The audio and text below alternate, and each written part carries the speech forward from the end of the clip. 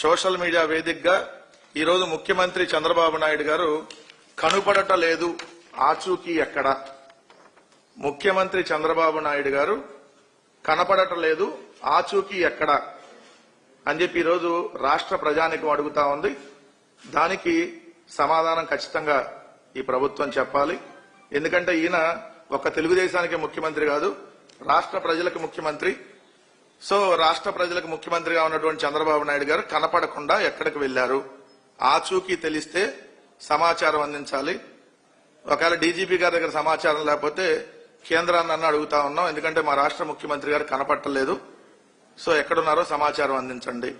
దాంతో పాటు గౌరవ విద్యాశాఖ మంత్రిగా ఉన్నటువంటి సకల శాఖల విధ్వంస మంత్రి, ఆయన పేరుకి విద్యాశాఖ మంత్రి, ఆయన సకల శాఖల్ని విధ్వంసం చేయడానికి ఒక మంత్రిత్వ శాఖని క్రియేట్ చేసి ఆయనకి ఇచ్చారు. అన్ని శాఖల్ని విధ్వంసం చేయటమే ఆయన లక్ష్యం. ఆయన పేరు నారా లోకేష్, ఈయన ముఖ్యమంత్రి కొడుకు కూడా. సో ఈయన ఎక్కడున్నారో ఈయన కూడా కనపట్ల, ఈయన గడిచిన వారం రోజులుగా కనపట్ల, ఎక్కడున్నారో సమాచారం లేదు.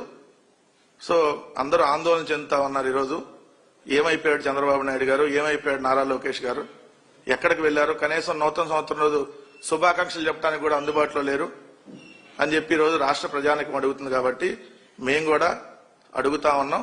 రాష్ట్ర ముఖ్యమంత్రి అండ్ రాష్ట్రాన్ని సకల శాఖలకి విధ్వంసం చేస్తున్నటువంటి సకల శాఖల విధ్వంస మంత్రి నారా లోకేష్ గారు ఎక్కడున్నారనేటటువంటి సమాచారం అడుగుతా ఉన్నాం. ఆచూకీ తెలపగలరు.